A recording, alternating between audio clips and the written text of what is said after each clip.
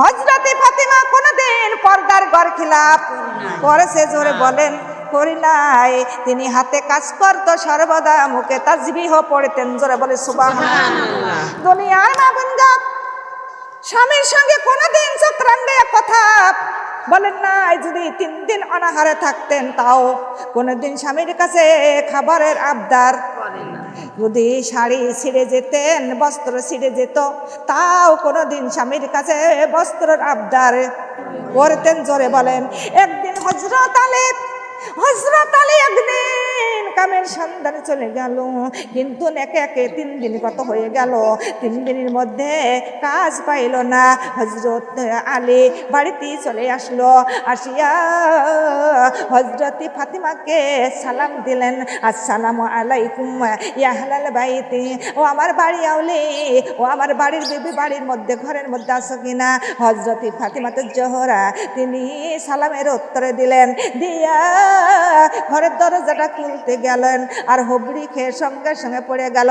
এমন সময় হযরত আলী আমার হযরতে ফাতিমাতুল জোহরার তার হাত ধরে তুলতেছে আর বলতেছে, বিবি রে, আমার জন্য কেনই বা তুমি ঘরের দরজাটা খুলতে গেলে? কেনই বা তুমি পড়ে গেলে? এমন সময় আমার দয়ার নবী, মায়ার নবী উপস্থিত হয়ে গেল। দয়ার নবী, মায়ার নবী বলতেছে, আলী এমন কথা বইল না যে বিবি স্বামীর জন্য ঘরের দরজাটা খুলে দেয়, সেই বিবি যেন ঘরের দরজা খুললো না, সেই বিবি যেন জান্নাতের দরজা খুলে দিল। জোরে বলে সুবহানাল্লাহ। হে আমার মা বোনেরা, স্বামীর যদি বাজার ঘাট থেকে আসতে দেরি হয়, এমন ভাবে ঘরে আরো বেশি ছিটকেনি মারে। কথা বলেন না কেন? এই এলাকার মানুষ মানে নাই, কথা বলেন। এমন এমন লোক আছে, স্বামীর সঙ্গে স্বামী স্ত্রীর সাপ আর বেজের সম্পর্ক আছে কিনা? জোরে বলেন, আছে কিনা?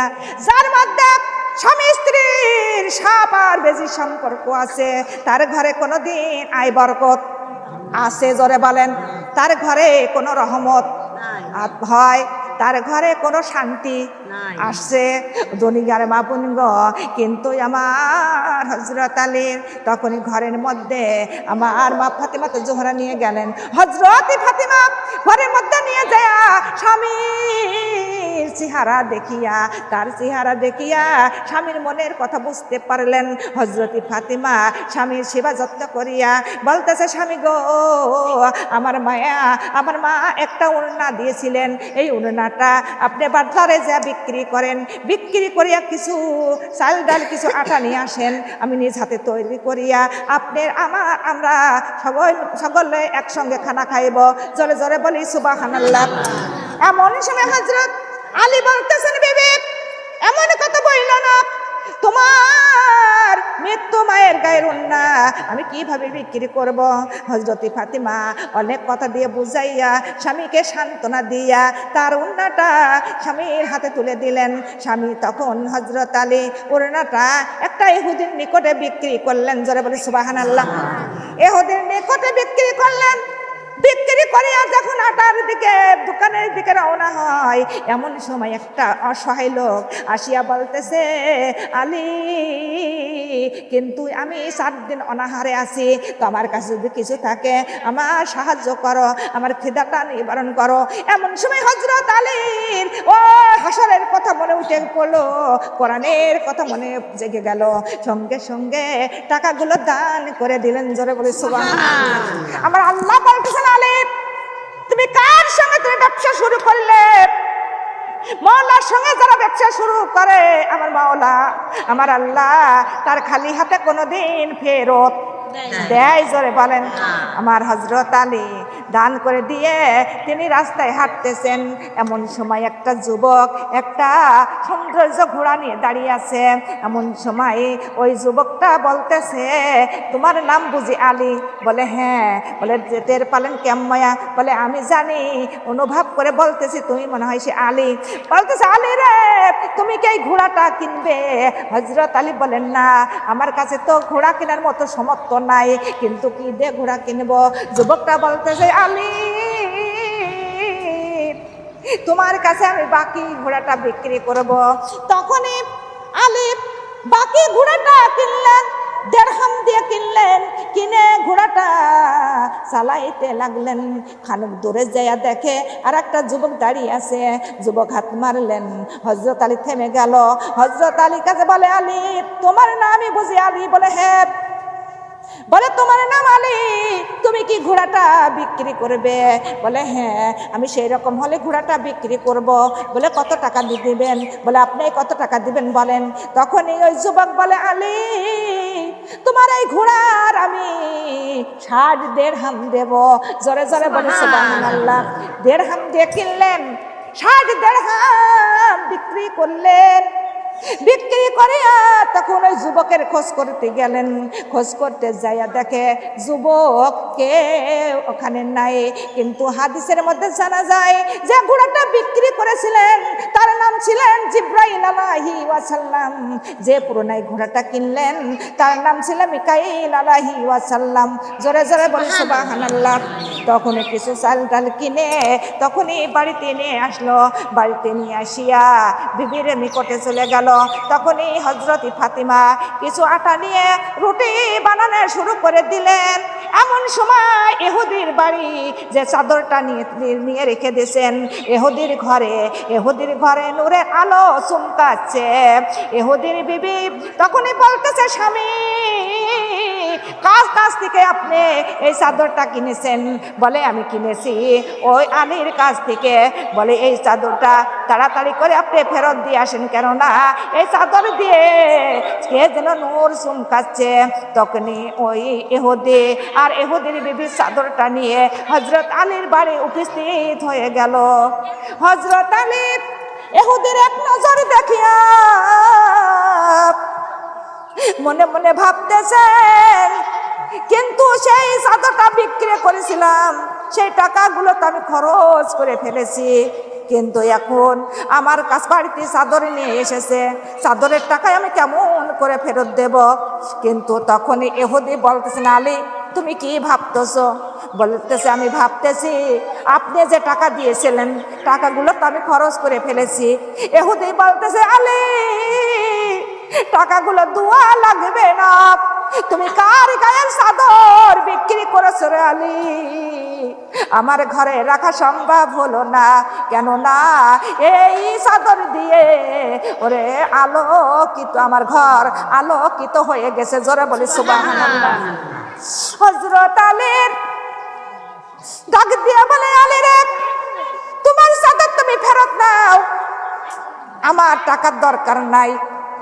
কিন্তু আমি আজকে বুঝলাম সত্যকারের নবী আর সত্যকারের নবী হযরত আলী, তার সাহাবী গুণও সত্যকারের।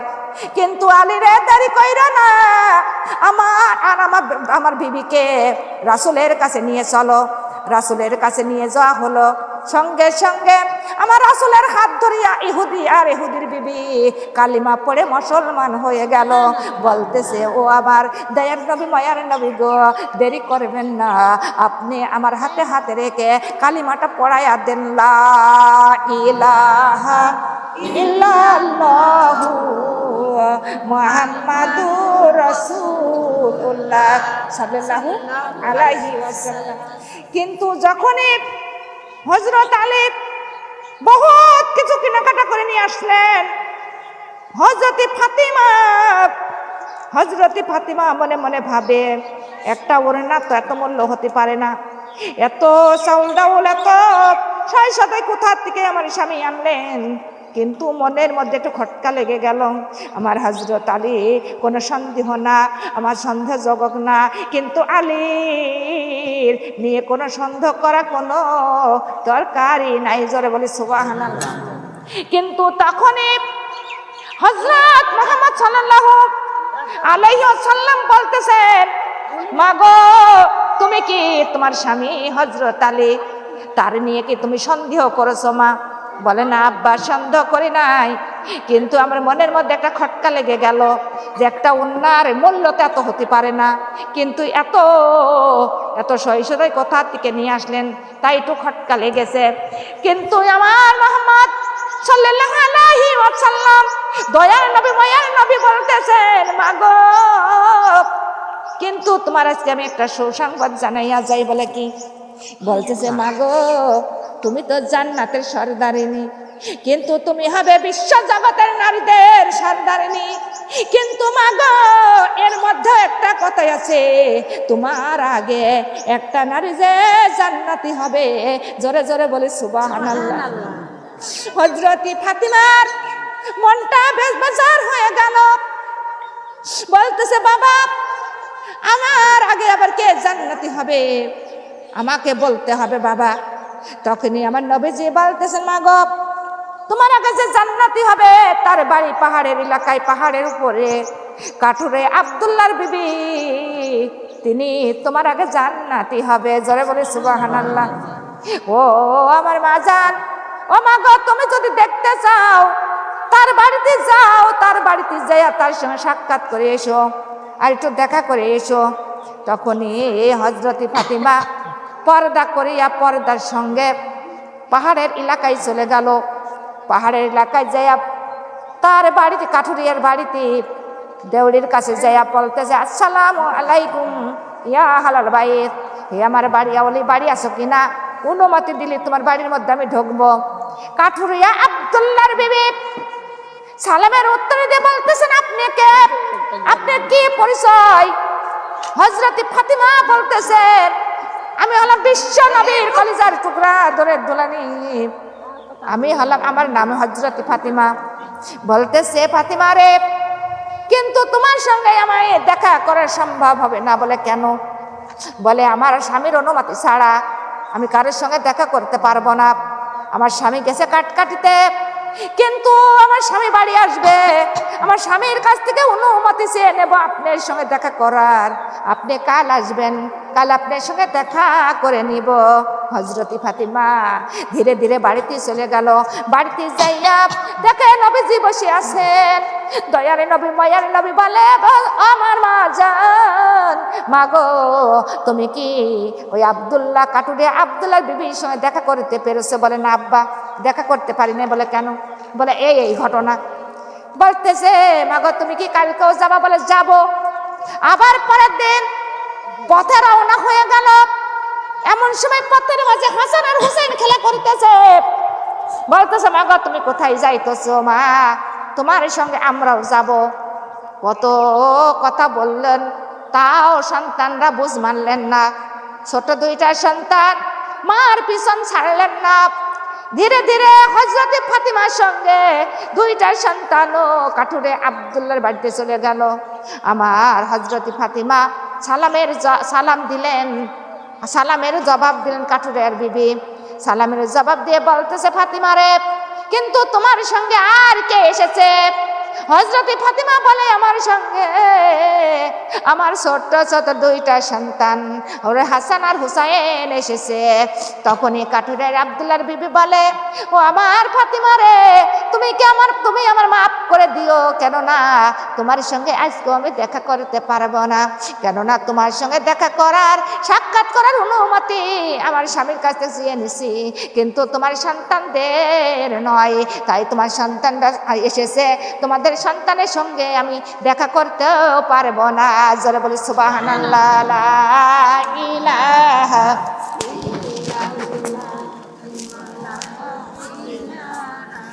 ইল্লাল্লাহ, লা ইলাহা ইল্লাল্লাহ। নবীর বেটি ফাতিমা, নবীর বেটি ফাতিমা, জান্নাতের চাবি মাগো দেও না, জান্নাতের চাবি মাগো দেও না। ফজরের নামাজ পড়নি, জোরের নামাজ পড়নি, জান্নাতের চাবি আমার হাতে নে।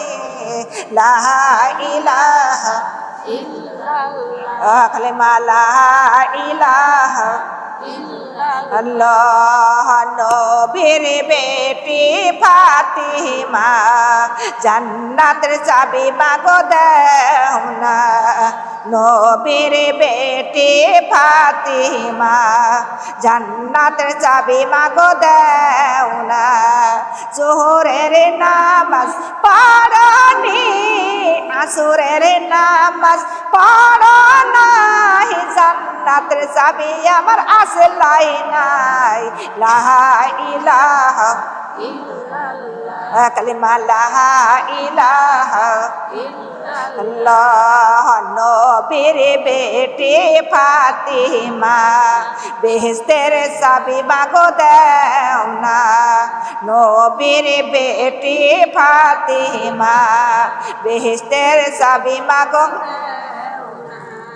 মাগরিবের নামাজ পড়নি ইশারের নামাজ পড়ো নাই জান্নাতের চাবি আমার হাতে নাই লা ইলাহা ইল্লাল্লাহ কালিমা লা ইলাহা ইল্লাল্লাহ নবীর বেটি ফাতিমা বেহেশতের চাবি মাগো দাও না নবীর বেটি ফাতিমা বেহেশতের চাবি মাগো খাসি পর্দা করো নাই স্বামীর হুকুম মানো নাই জান্নাতের চাবি আমার কাছে নাই লা ইলাহা কালিমা লা ইলাহা কালিমা লা ইলাহা ইল্লাল্লাহু মুহাম্মাদুর রাসূলুল্লাহ সাল্লাল্লাহু আলাইহি ওয়াসাল্লাম আলহামদুলিল্লাহ এমন সময় হযরত ফাতিমা হাসান হুসেনকে সঙ্গে করে নিয়ে আবার পথে রওনা হয়ে গেল পথে রওনা এমন সময় হাঁটতে হাঁটতে বাড়িতে চলে আসলেন নবীজি বলতেছে দয়াল নবী মায়ার নবী বলে ফাতিমা রে ও আমার মা জানানি আজকেও কি তুমি সাক্ষাৎ করতে পারো নাই বলে না আজকেও সাক্ষাৎ করতে পারি নাই কেন পারো নাই বলে এই ঘটনা আব্বা গো আমি আর কাঠুরার বাড়িও যাব না আর সাক্ষাৎও করব না কেন না একে একে 2 দিন কয়দিন 2 দিন গিয়েছে আব্বা 2 দিনের মধ্যে একদিনও দেখা করতে পারি নাই হে আমার মা বোনেরা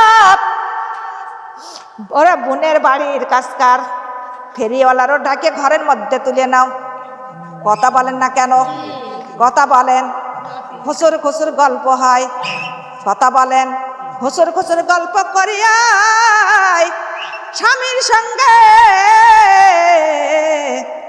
লড়াই বাঁধাইয়া দেয় কথা বলেন ও আমার মা গো সুন্দর যে সংসার ভেঙ্গে যায় যাই কিনা জোরে বলেন কত সৌন্দর্য সাজানো সংসার ভেঙে যায় ওই ফেরিওয়ালার কারণে কথা বলেন না কেন স্বামীর পাজকার যায় মায়া দয়া সবই উঠাইয়া যায় যায় কি না সন্তানের পর মায়া উঠে যায় এমনকি তারপর ফেরিওয়ালার পার সব মহব্বত চলে যায় এমন করে তো পরকিয়ার করে কথা বলেন ঠিক না বে ঠিক এ আমার মা বোনেরা দেখেন এমন কাঠুরিয়ার বিবি তিনি হযরত ফাতিমার সঙ্গে দেখা করেন নাই ছোট ছোট 2টা সন্তান হাসান আর হুসেনের সঙ্গেও দেখা করেন নাই মাগো কিন্তু তখনই আমার নবীজি বলতেছে মাগো আমি যদি যাই আমার সঙ্গে যাইতে কি তোমার আপত্তি আছে বলে না আপনি যদি যান আপনার সঙ্গে যাব নবীজি বলতেছেন মাগো চলো যাই তাই হাসান হুসেন আর হযরত ফাতিমা দয়ার নবী মায়ার নবী পথে রওনা হয়ে গেল হাঁটতে হাঁটতে হাঁটতে হাঁটতে কাঠুরিয়ার বাড়িতে চলে গেল কাঠুরিয়ার বাড়ির দেউড়ির মধ্যে যাইয়া আমার দয়ার নবী মায়ার নবী সালাম জানাইলেন আসসালামু আলাইকুম ইয়া হালাল বাইত হে আমার বাড়ি আওলা হে আমার বাড়ি আওলি বাড়ি আসো কিনা অনুমতি দিলি বাড়ির মধ্যে ঢুকবো কথা বলেন একদম সরাসরি ঢুকে গেল এ আমার মা জানেনা একটু খেয়াল করে শোনেন একদিন একটা মহিলা পরহেজগার মহিলা মাথাটা আস্তা ছিলেন তার বারান্দার উপরে বসে মাথাটা আস্তা ছিলেন এমন সময়ে বাড়ির